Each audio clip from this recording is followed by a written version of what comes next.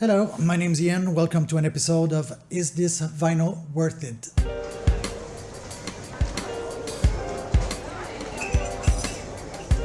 Today we're going to be looking at a Frank Sinatra album. It will be Strangers in the Night.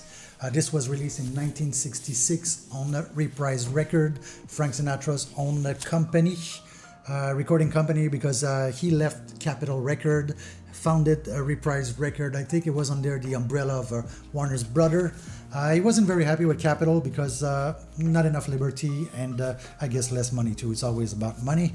This was released in 1966. This is an original one. There's another release in 1987, I think. Sinatra won 2 Grammys for this, one for Best Arrangement, and the other one I forgot what it was, something technical as well.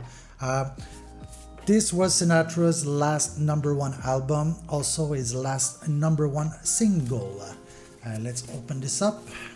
I've got I think this is, the condition of this is I wouldn't say near mint, I'd say maybe a good plus or a B plus, A minus. I do have the original sleeve. It's a little bit bent here. You can see on the sleeve here, it's all promotion for other artists on Reprise record, like Nancy Sinatra, of course. I think you have Michael Bublé on this today, the Kinks. You've got like big names with him right now. Well, with him, he passed away and he sold his company, but yeah, so the other side is the same here.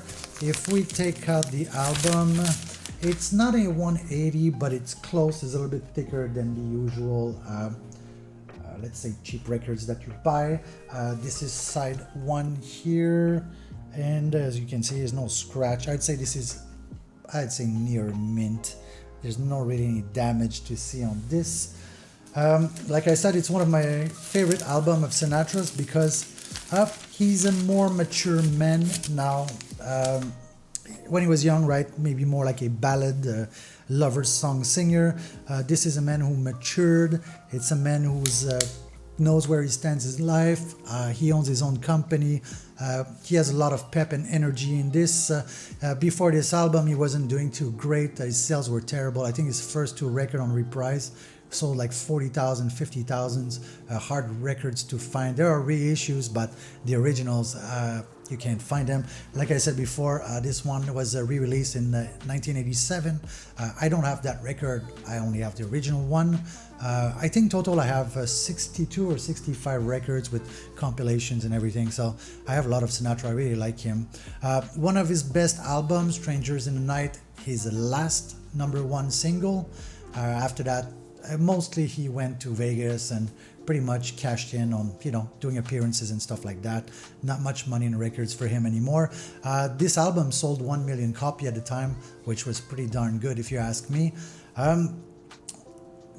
We're here to talk about the quality of the album. First of all, the pressing is great. It's quality. The cut is good quality cut as well. The imaging and the arrangements are fantastic in this. There are layers and layers of stuff in this album. The drum has a layer, very distinctive.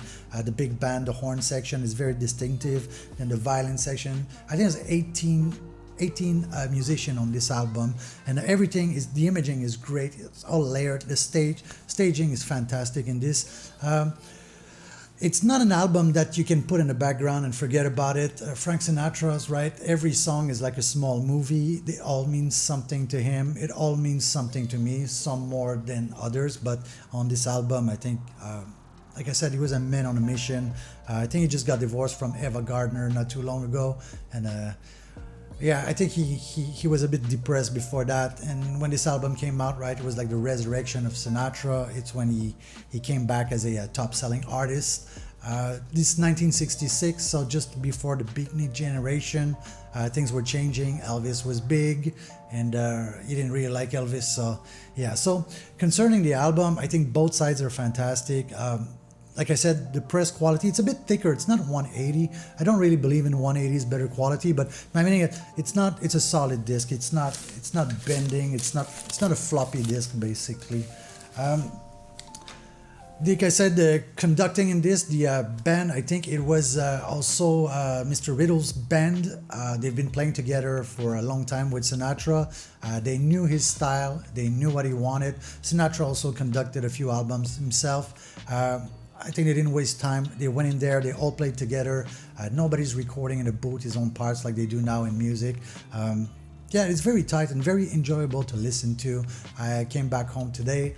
I had a little glass of whiskey. I sat in front of the sound system.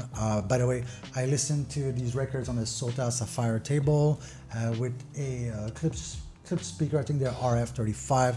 I also listened to this on Sennheiser. I think these are what? I need my glasses.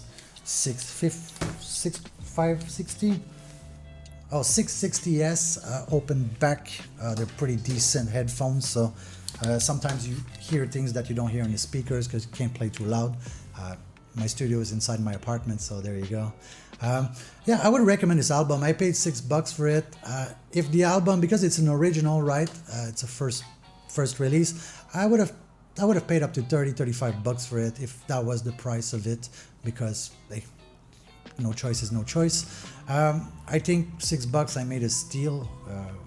I wish they had more. I bought more and then I would have sold them on Discog, but there's no more of them. So anyway, that's that for today. If you have an idea for an album that I haven't seen or I haven't listened to, I'm mostly in jazz, maybe a bit of rock, funk, and R&B. I have some classical, but it's not really my thing. I'm not educated in classical. So anyway, that's that for today, and I hope you enjoyed this. Let me know in the comment section. See you next time. Bye bye.